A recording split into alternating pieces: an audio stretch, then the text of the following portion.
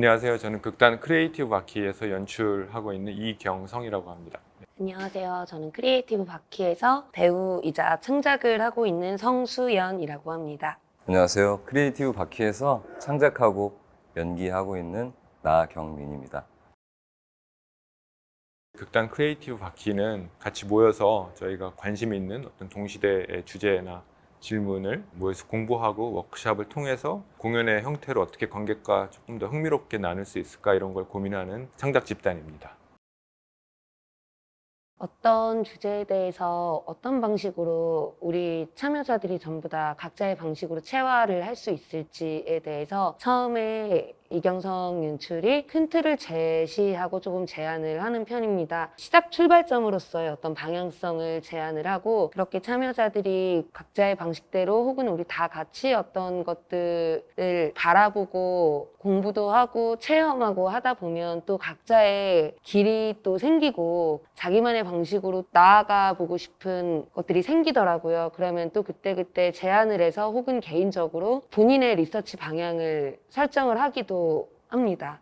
물론 배우 연출의 각각 기능은 다르지만 창작을 하는 데 있어서는 배우들도 작가에 종속되어 있거나 아니면 연출의 디렉션에 따르는 그런 수동적인 존재가 아니라 자기 스스로 텍스트를 쓰고 스스로의 질문들을 어떤 형식으로 발표까지 할지를 고안해내는 조금 더 적극적인 창작자라고 할 수 있겠습니다. 동일한 테마에 대해서 배우들이 각자 창작 주체로서 다른 시선을 갖고 다른 생각을 가지고 있는데 그 씨앗을 어렵사리 꺼냈을 때 동료들이 좋은 1차 관객으로서 토양이 되어주는 것 같아요. 미약한 아이디어지만 이것이 어떻게 발현돼서 관객들을 만날 수 있는지 동료들이 그것을 피드백해주고 그런 과정 중에 이렇게 자라나는 게 저희 작업의 가장 좋은 점이 아닌가 생각하고 있습니다.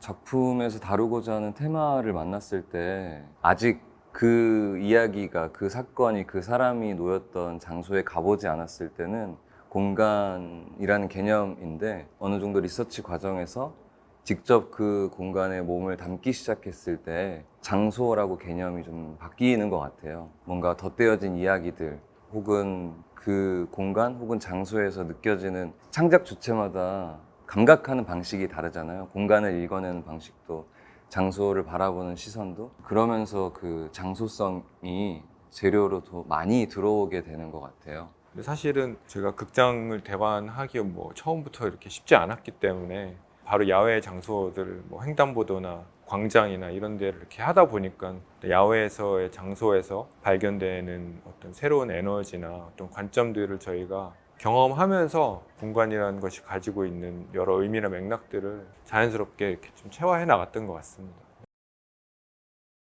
우리가 이제 세월호 참사를 공연으로 만들겠다라고 했을 때 그 사건에 그럼 어떻게 다가갈 것인가. 사건이 있고 피해 당사자들이 있고 유가족들이 있고 또 여러 관련자들이 있고 그런 사람도 있고 그 일이 일어났던 혹은 그 일을 어떤 방식으로든 말하고 있는 사람들이 있는 장소도 있고 여러 이제 기록물들이 있기도 하고 그랬을 때 우리가 어디서부터 뭘 바라보면 이제 출발할 것인가를 생각하면서 그 접근하는 길을 좀 정해 왔던 것 같아요. 그래서 그 사건 혹은 어떤 인물을 체화했느냐라고 이렇게 물어본다면 조금 말하기가 어려운 경우도 있었던 것 같아요.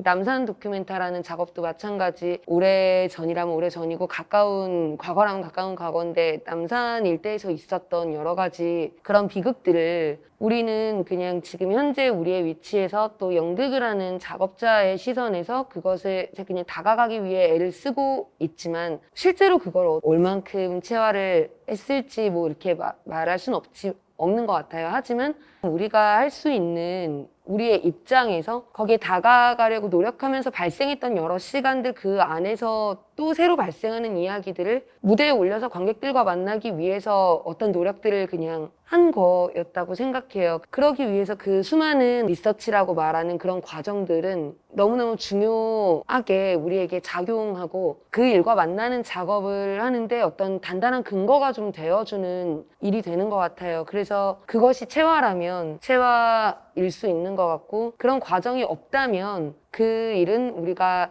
연극을 통해서 말할 수 없는 것 같다고 생각을 하면서 그런 과정들을 거치고 있었습니다. 체화라는 것이 우리가 이거를 완전히 체화할 수 없음을 체화하는 것, 온전히 재현할 수 없음을 인식하는 과정인 것 같아요. 그 인식할 수 없음을 어떻게 형식에까지 반영을 할 것인가가 항상 모든 수행적 리서치의 중요한 화두였었던 것 같습니다. 저 같은 경우는 약간 관객을 어쨌든 하나의 동일한 집단으로 상정할 수는 없으니까 창작 과정에서 관객을 너무 고려하는 창작 방식은 좀 미끄러질 수밖에 없다는 생각을 해서 뭘 표현하고 싶은 걸 잘 표현할 것인가에 좀 더 포커스를 하는 편이고요.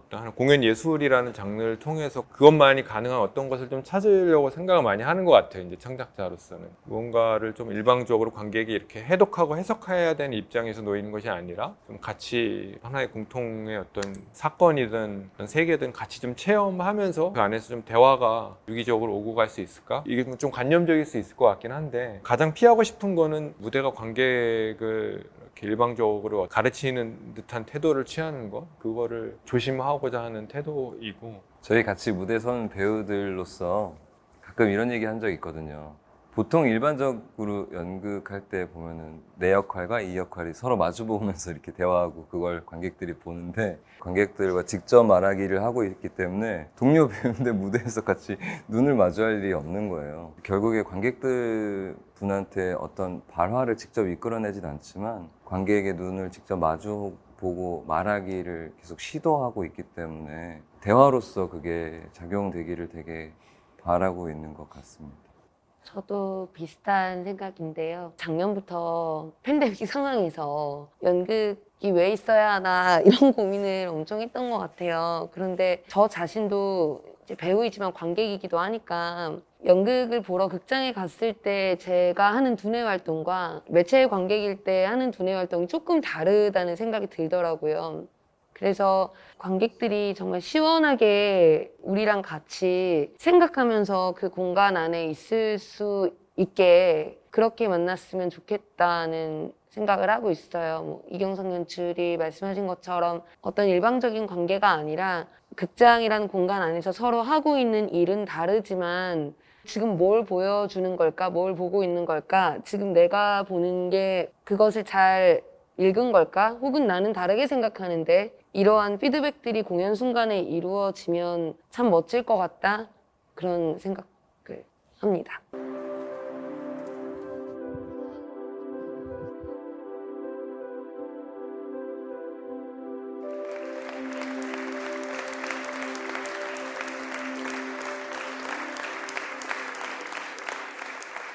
Fam's choice.